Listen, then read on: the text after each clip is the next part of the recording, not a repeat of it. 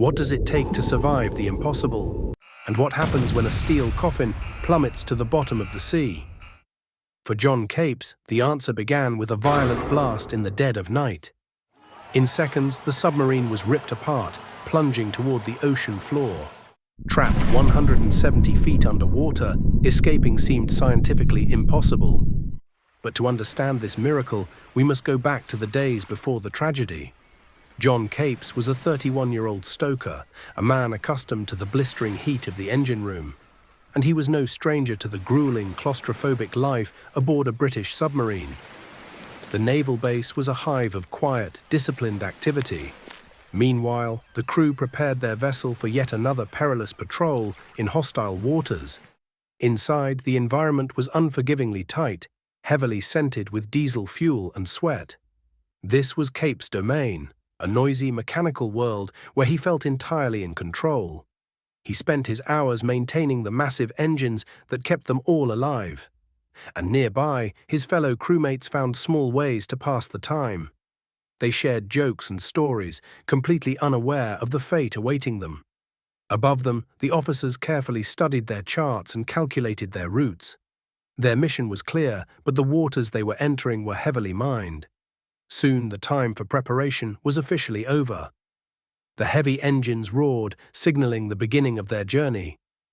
And the HMS Perseus slipped quietly away from the safety of the harbor. For the first few days, the patrol proceeded exactly as planned, moving stealthily under the cover of darkness. Down below, the daily routine was physically grueling, but entirely predictable for the seasoned and hard-working crew. However, whenever they dove beneath the surface, a tense, heavy silence immediately settled over the entire submarine. Every man aboard knew that a single mistake or a hidden danger in the water could spell instant disaster.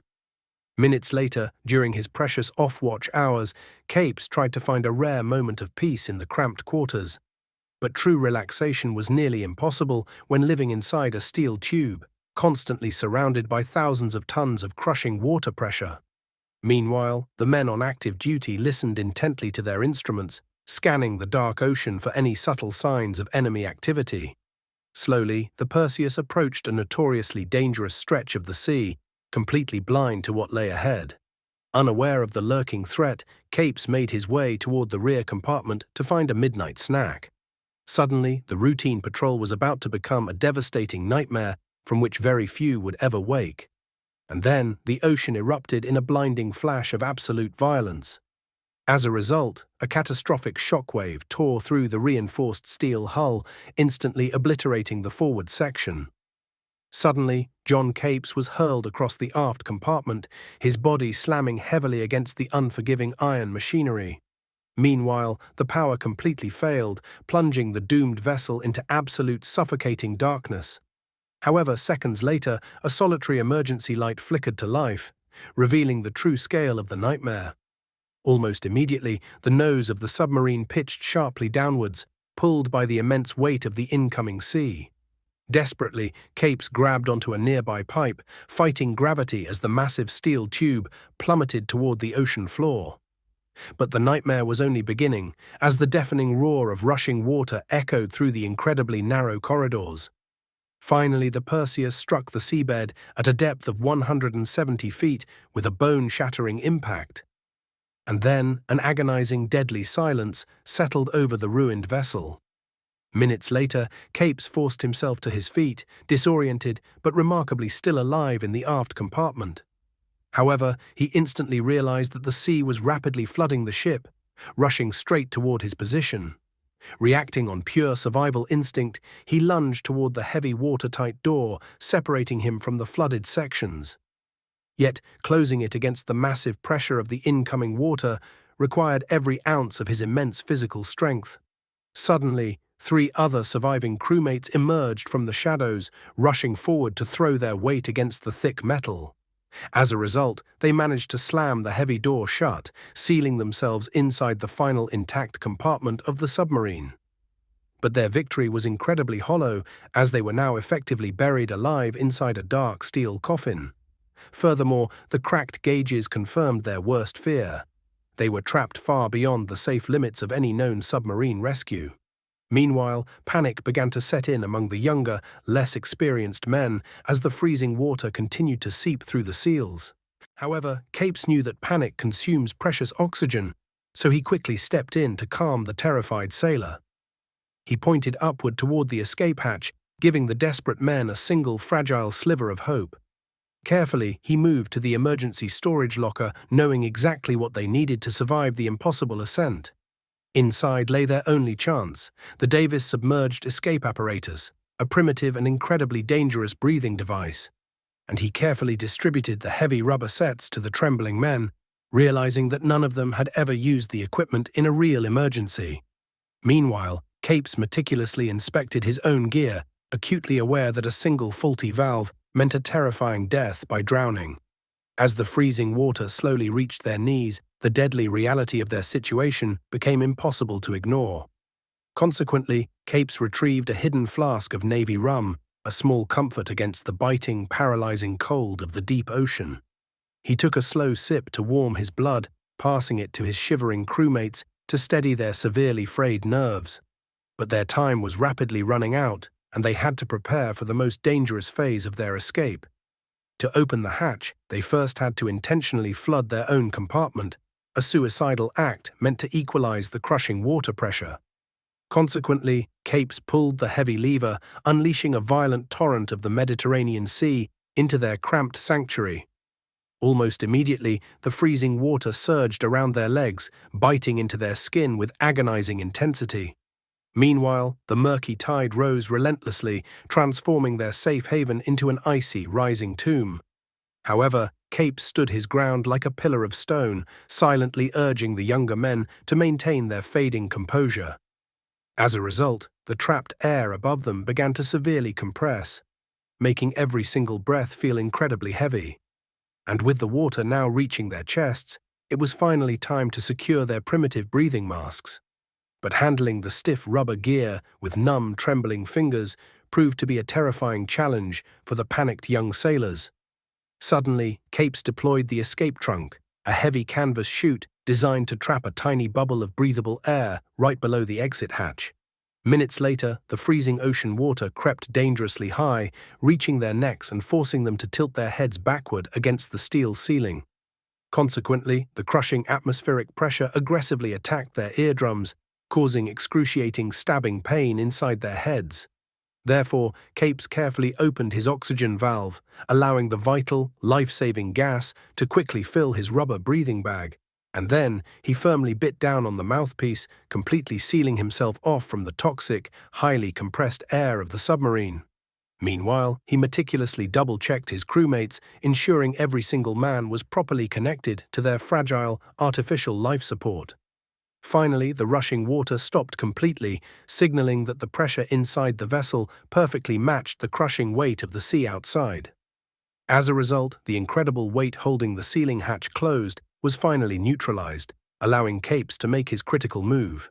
Slowly, he reached up into the darkness, his numb fingers wrapping tightly around the cold iron locking wheel of the escape hatch. But the metal mechanism was heavily rusted and severely jammed from the violent shockwave of the underwater explosion. Desperately, he threw his entire muscular frame into the massive effort, fighting ruthlessly against the stubborn, twisted steel. Suddenly, with a deafening screech, the rusted lock finally gave way, raining sharp flakes of iron straight down onto his thick goggles. Consequently, Capes pushed upward with all his remaining might, throwing the heavy steel door completely open to the endless abyss. And there, waiting patiently for them, was the crushing, freezing reality of the deep Mediterranean Sea. Wasting no time, Capes immediately gestured to the youngest stoker, heavily signaling that he must be the very first to attempt the impossible climb. However, the terrified young man froze completely, absolutely paralyzed by the sheer horror of stepping directly into the dark void. Therefore, Capes had to act ruthlessly, physically dragging the severely paralyzed sailor directly underneath the open escape hatch. Meanwhile, he heavily guided the young man into the canvas chute, ensuring his fragile breathing apparatus was still securely attached. He then gave a final desperate hand signal, silently begging the young boy to exhale slowly during the incredibly dangerous ascent. And slowly, the young sailor pushed himself upward, vanishing completely into the dark, freezing waters of the Mediterranean. As a result, Capes and the two remaining men could only watch the empty black hole, completely unsure if their friend had actually survived. But there was absolutely no time to wait for a reassuring sign from the surface. Instantly, Capes heavily positioned the second man, feeding him directly into the terrifying pitch-black escape route. Consequently, the second stoker disappeared completely into the freezing void, leaving only trailing bubbles in his wake. And then only Capes and the final remaining sailor stood in the terrifyingly silent, flooded steel tomb. However, the third man was violently trembling, his young eyes wide with absolute paralyzing fear behind his thick glass goggles. Instantly, Capes forcefully grabbed the terrified man's shoulders, physically pushing his reluctant body under the heavy canvas chute. As a result, the desperate sailor kicked his heavy leather boots, completely vanishing into the open ocean above. Suddenly, John Capes was entirely alone, standing neck-deep in freezing water within a mass grave of his fallen friends. But before making his own treacherous ascent, he took one final haunting look at the ruined aft compartment. Meanwhile, the paralyzing cold severely gripped his bones, prompting him to take one last burning sip from his silver rum flask. Afterward, he carefully secured the flask, forcefully adjusting the thick straps of his primitive breathing apparatus. And then he clamped his teeth down hard on the heavy rubber mouthpiece, tasting the metallic, dry flow of pure oxygen. Consequently, the muscular stoker ducked under the heavy canvas trunk, staring directly up at the small circle of absolute darkness. Suddenly, he violently kicked his legs against the flooded steel deck, propelling his heavy frame directly through the open escape hatch. Instantly, Capes was completely swallowed by the vast, freezing emptiness of the deep Mediterranean Sea. However, escaping the doomed submarine was only the beginning of a terrifying, seemingly impossible journey to the surface. Indeed, he was starting from a terrifying depth of 170 feet, an unaided ascent completely unheard of at the time. As a result, the rapidly decreasing pressure threatened to violently expand the highly compressed air trapped tightly within his lungs. Therefore, he had to forcefully continuously exhale, a completely unnatural and terrifying act while fully submerged in deep water. Meanwhile, agonizing, stabbing pain relentlessly pierced his eardrums as the heavy ocean pressure rapidly shifted. But surrounded by pitch-black nothingness, his only sense of direction was following the silver stream of his own escaping breath. And the agonizingly slow climb felt like an absolute eternity, testing the extreme limits of his immense physical endurance. Furthermore, the pure oxygen from his primitive apparatus severely burned his throat, adding a toxic danger to the paralyzing cold. However, Capes kept kicking his heavy leather boots, violently fighting the immense psychological urge to simply give up and inhale. Suddenly, after what felt like hours of endless darkness, a faint silvery shimmer appeared directly above him. Instantly, he realized it was the beautiful pale light of the moon piercing through the rough ocean surface. As a result, a massive surge of pure adrenaline rushed through his exhausted body, driving him furiously toward the glowing surface. And finally, John Capes violently broke through the crashing waves, gasping heavily for the crisp, freezing night air. Instantly, he aggressively tore the heavy rubber mask off his face, coughing violently as he floated on the rough, open sea. But his immediate relief was severely shattered when he frantically looked around the dark, empty waves for his missing crewmates. Meanwhile, the dark, freezing waters remained terribly silent, revealing absolutely no trace of the three young stokers. Consequently, Capes realized with absolute horror that he was entirely alone, adrift in the vast, unforgiving ocean. Suddenly, through the blinding salt spray, Capes spotted a dark, rugged mass breaking the distant horizon. And recognizing the faint silhouette of land, he knew his impossible ordeal was far from over. Therefore, driven by pure, primal instinct, he began to slowly swim toward the distant shore of Cephalonia. However, the crashing waves relentlessly battered his exhausted body, constantly threatening to pull him back down into the deep.